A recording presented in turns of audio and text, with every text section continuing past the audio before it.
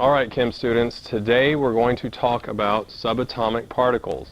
You need your notes packet, practice packet, maybe a periodic table, and something to write with. Let's get started.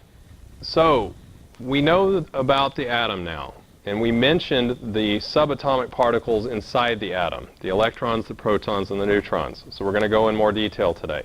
The nucleus consists of the neutrons and protons, and the electrons surround it. Now, an electron symbol is an E with a minus next to it.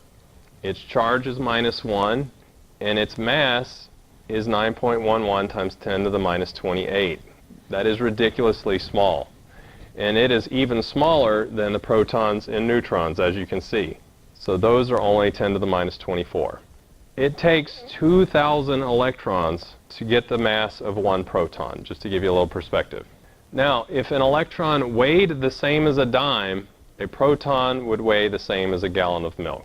And although protons and electrons have very different masses, they do have the same magnitude of charge. The charge of an electron is negative, and it is equal to the charge of a single proton.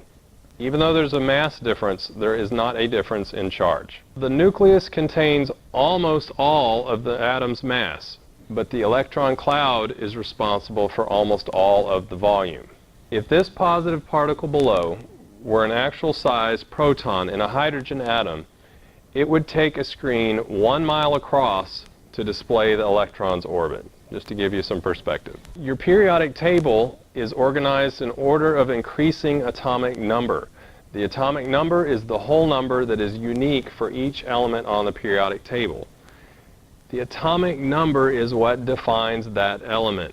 For example, if the atomic number is 6, the element is carbon.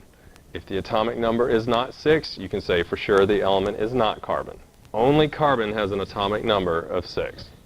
Okay, so the atomic number represents the number of protons in one atom of that element, and it also represents the number of electrons in one atom of that element. Now, with an ion, the electrons will be different, but we're going to talk about that much later. So, for you right now, protons equal electrons in a neutral atom. So you can find the atomic number, then you know how many protons you've got, and you know how many electrons you've got. Let's test this. On your periodic table, find sodium. Sodium has an atomic number of 11.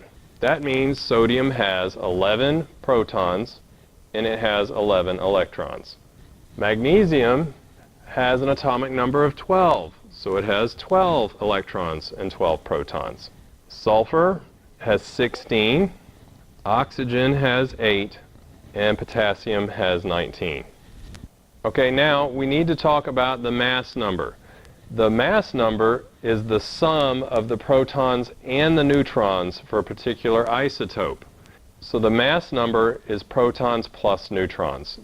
Atomic number is just protons, mass number is both. Isotopes are when we have two or more forms of the same element that differ only in the number of neutrons. For example, hydrogen has 3 different isotopes. The first one has a single proton in the nucleus. That's what most of our hydrogen is. That's what we will find most common in the world. Now, deuterium has a neutron in there. So technically, there are 2 things in the nucleus as opposed to 1. And tritium is the most rare isotope for hydrogen. It actually has 2 neutrons in there. So even though the atomic number is the same for all 3 of these, the mass number is different.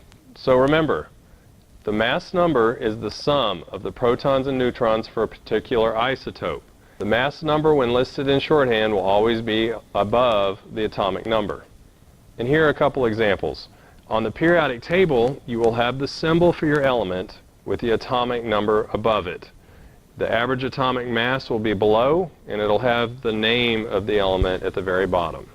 In shorthand notation, we have the element symbol with the atomic number below the mass number. So we can quickly see with shorthand notation if it's an isotope or not. Isotope notation is particularly important with elements that have several isotopes. Carbon is a great example of this. carbon-12, carbon-13, and carbon-14 all have different numbers of neutrons. Carbon-12 has 6 protons and 6 neutrons.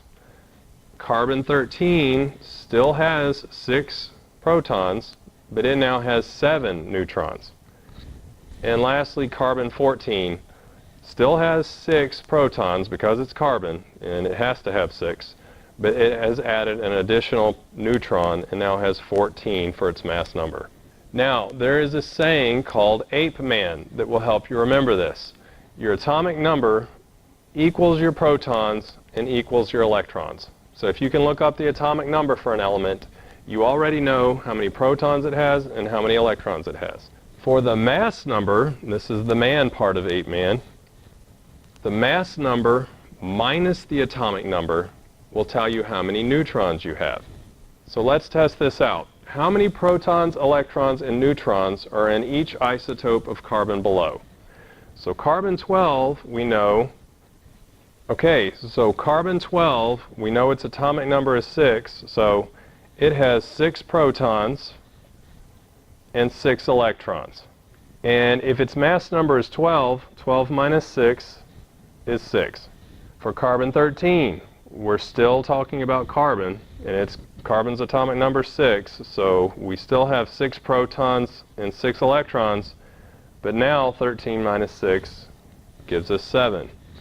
Carbon-14, still carbon, 6 protons, 6 electrons, except now there are 8 neutrons. Alright, that's it for today's lesson. Go ahead and do the practice pages, and we'll see you next time.